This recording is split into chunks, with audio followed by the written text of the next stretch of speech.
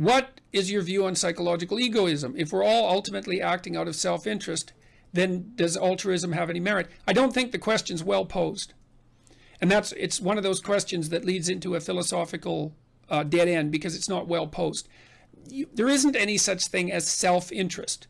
It's not the right way to think about it because you're not alone. And so this is why I like Piaget, Jean Piaget, because he thought about this intelligently. Look, first of all, whose self-interest do you mean? Do you mean your immediate self-interest in the next second? So that would be impulsive pleasure. We're all acting for the gaining of impulsive pleasure and to hell with everything else. Well, obviously that's a stupid way to behave because, and everyone knows that, because you can do impulsive, short-term gratifying things like snort cocaine now, and you can keep doing that and it'll pay off real well in the extremely short term, and it'll just auger you into the ground in the medium to long term. So if you're acting in your own self-interest, let's take that apart. Over what period of time? Your self-interest in the next second? Your self-interest in the next hour?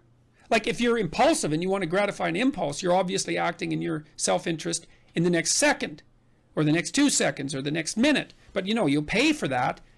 Maybe you punch someone or you slap someone because you're so angry and they knock you for a loop and then they charge you with assault.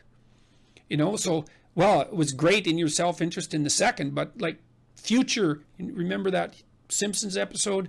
Homer drank a quart of mayonnaise and vodka and Marge and all his kids were telling him not to. And he said, well, that's a problem for future Homer. I sure don't envy that guy. It's like, which is one of the best Simpsons lines ever, I think. And well, that's it exactly. It's like, well, there isn't just you. There's now you, and there's tonight you, and there's tomorrow morning you. That's the one that'll have the hangover, by the way. And there's next week you, and next month you, and next year you, and old you. And so if you're going to act in your self-interest, you have to take that collective of yous across time into account when you make your decision. And now here's the cool thing about that. So then let's say, well, that would be acting in your self-interest writ large, right, across time spans. But the thing is, future you and someone else that you have to live with right now that's not you are pretty much the same people.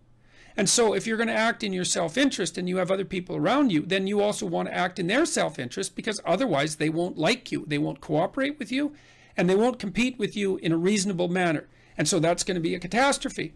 And so you want to act out what's good for you now and what's good for you next month and next year.